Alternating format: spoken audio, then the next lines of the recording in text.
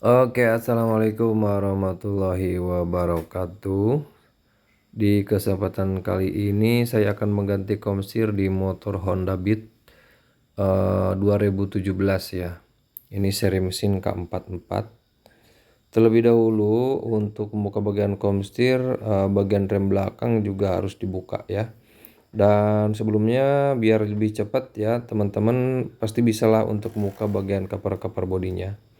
Setelah cover bodinya dibuka, nah kita lanjut membuka bagian baut stang yang terhubung langsung ke bagian as segitiga. Nah, di sini kita butuh kunci 17 untuk membuka baut bagian belakang dan ditahan di bagian depannya menggunakan kunci 14. Ya, untuk memisahkan stang dan segitiga ya, kita buka baut bagian yang saya buka ini. Ya, terlebih dahulu saya sudah membuka bagian cakram, bagian baut-baut di bagian roda depan ya, tinggal mencabut bagian asnya saja. Ya, kalau sudah dibuka baut ini, lanjut kita buka aja, tarik aja bagian stangnya. Lalu kita letakkan di bagian dek bawah. Oke ya, lanjut kita membuka bagian mur komstirnya menggunakan kunci Inggris. Ya, minimal kunci Inggrisnya di 12 inci ya. Jangan sampai kurang di 12 inci karena kalau ukuran 10 inci kayaknya nggak bisa masuk. Ya, nggak bisa masuk ke mur penahan baut komstir. Ya, kalau sudah kita tarik aja, di situ ada ring plat juga, kita ambil. Lalu kita ambil juga ya. Kita buka juga satu lagi di mur yang langsung menahan bagian kom bagian atas. Kita buka aja menggunakan tangan ya. Kalau sudah seperti ini nggak kenceng ya. Tinggal menggunakan tangan juga, tinggal pakai tangan juga nanti bisa lepas. Ya, diputar-putar aja. Ya, bagian bawahnya barusan saya udah tarik ya, as rodanya sudah saya lepas rodanya. Jadi ringan ya, tinggal kita tarik aja bagian segitiganya ke bawah. Nah, kalau sudah kom bagian atasnya bisa kita ambil ya, itu nanti kita akan ganti. Dan di sini kita bisa lihat ya bagian kerusakan di bagian komstirnya sendiri terletak di bagian dudukan dari mimisnya ya atau pelornya. Terlihat sudah bergelombang. Nah, itu yang mengakibatkan motor terasa oleng atau nggak stabil saat dikendarai pelan ya. Kalau kenceng nggak terasa, tapi kalau pelan sangat terasa sekali limbung atau oleng ya. Itu salah satu penyebabnya diakibatkan oleh mangkokan yang udah kena, yang udah bergelombang. Biar lebih mudah membuka mangkokan yang posisinya ada di bagian segitiga. Jadi saya buka dulu bagian spakbor depannya.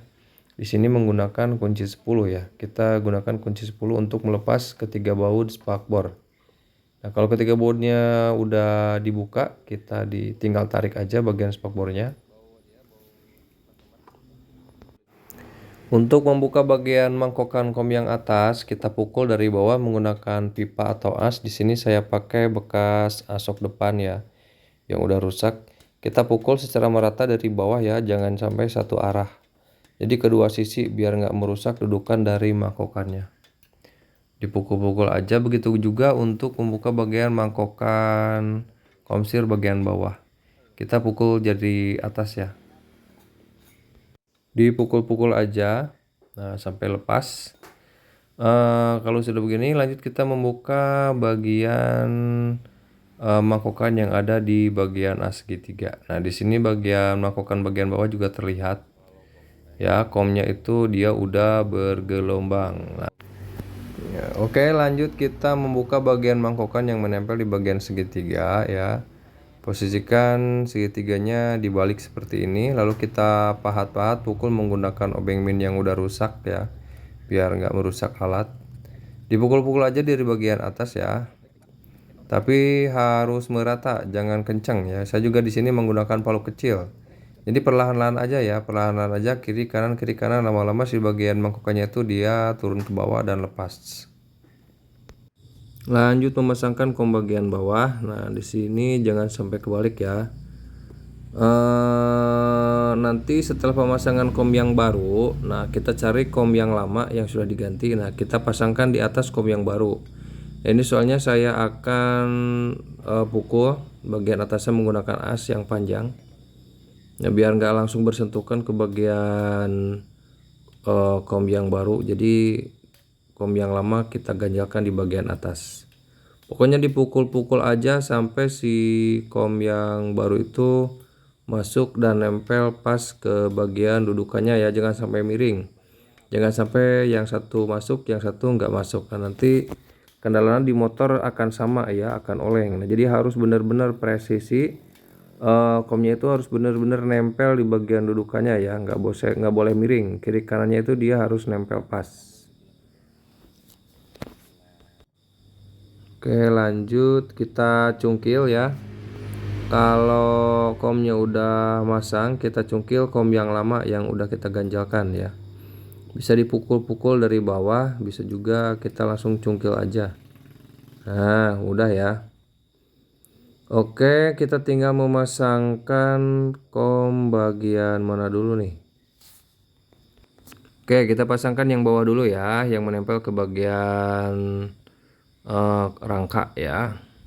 Kita lap dulu, bersihkan dulu, lalu kita tempelkan aja bagian kom yang baru atau dudukan pelor yang baru, dipukul-pukul merata menggunakan palu kecil dulu ya, biar masuk merata ke dudukannya. Nah kalau sudah masuk, kita susul pukul terus ya, cuman dialasi pakai, kalau saya sendiri nih pakai kom bekas. Nah tuh palunya juga udah diubah pakai palu yang agak besar, tinggal palu-palu aja terus sampai masuk ke dudukan bagian kom bagian dalam ya. Nanti kalau untuk kom yang lamanya nanti kita pukul menggunakan as kecil atau bekas santet. Saya menggunakan as bekas asok ya, untuk melepas kom yang ikut dipasang ini ya. Pokoknya dipukul aja sampai benar-benar komnya masuk ke bagian dudukannya gitu ya, sampai rata. Lanjut kita memasangkan kom bagian atas. Nah ini dudukan pelornya. Seperti biasa kita cari kom yang lama ya sebagai media pengganjal, biar saat dipukul yang dipukulnya itu bukan kom yang baru tapi kom yang lama ya. Selain itu juga untuk mengepaskan biar dudukannya itu ngepas kedudukannya, biar nggak ada yang nggak rata, biar nggak ada celah ya, harus benar-benar presisi. Nah, oke, kalau sudah tinggal kita kasih grease sama pemasangan pelor kom setirnya ya, atas bawah jangan lupa. Kalau yang bawahnya dipasangkan di bagian segitiganya, lalu kita masukkan langsung ke bagian as rangkanya. Oke, kalau sudah masuk, pertama kita pasangkan mur yang paling bawah ya. Nah ini kita putar aja mentok. Kalau giginya masih lancar nggak pakai kunci juga masih bisa ya. Pokoknya diputar mentok sampai kenceng. Lanjut kita pasangkan ring plat dan mur terakhir yang pakai kunci iris ya. Kita kencangkannya menggunakan kunci Inggris ya, yang 12 in tadi. Kita kencangkan menggunakan kunci Inggris yang 12 in tadi. Pokoknya sing kenceng sampai eret. Nah udah cukup ya. Kita tes bagian segitiganya diputar kiri kanan dia macet atau enggak. Kalau ada macet, nah kita ini triknya ya, biar ini trik penyetelan. Nah baut bagian bawah kita tarik keluar searah jarum jam, nah sampai ada longgar. Kalau masih seret ya, sedangkan si bautnya dikembalikannya dia keras, nah kita longgarin dulu mur bagian atas yang pakai kunci Inggris. Set dikit aja. Nah sudah, lalu kita susul setelan paling bawah diputar searah berlawanan jarum jam. Nah di arah keluar ya, mengendurkan. Nah, oke, seperti ini. Nah, ini sudah ya. Oh, kurang dikit lagi. Nah, ini kalau sudah seperti ini dia mengunci ya. Dia mengunci, dia nggak bakalan kendor. Ini salah satu triknya ya. Yang atas dikencengin ke kanan, yang bawah dikencengin ke kiri keluar.